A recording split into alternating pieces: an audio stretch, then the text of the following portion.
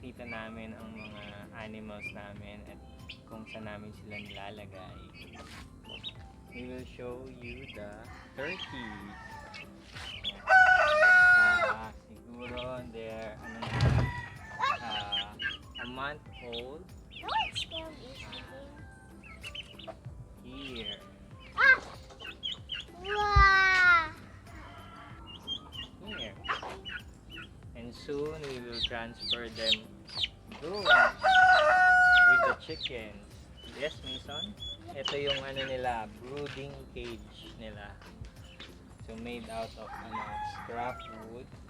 Ito yung mga ginamit dito sa bahay namin nung kinonstruct. And then I bought some screens. So ayan. Let me show you. My chickens. This is one of the hens. It's called the barred rat.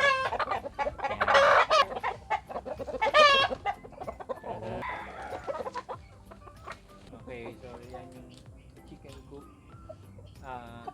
Made out of used timber dun sa mga construction materials dun sa paggawa ng bahay.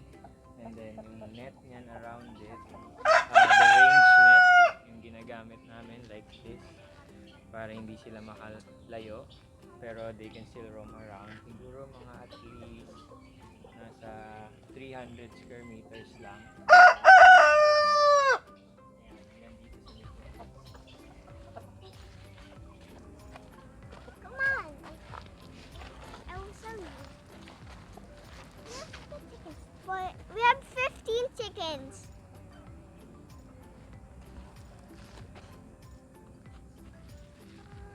Mga eggs namin, eggs ng mga chickens. Here, it's a little bit warm pa than the other one. So total of 8 eggs. Later maglalay pa yung iba. Seedlings. So you can see, yan yung mga giant bamboos na pinapalaki natin. Tapos siguro mga after 3 months, we will transfer them dun near the pond. My grandpa planted this mango tree in a long time ago.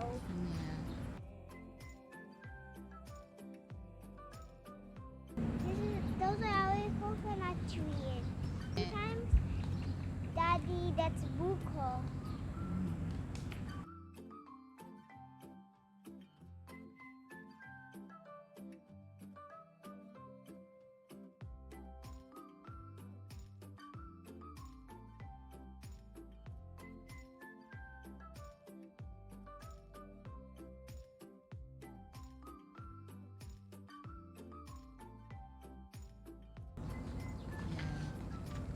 Coconut. Free coconut.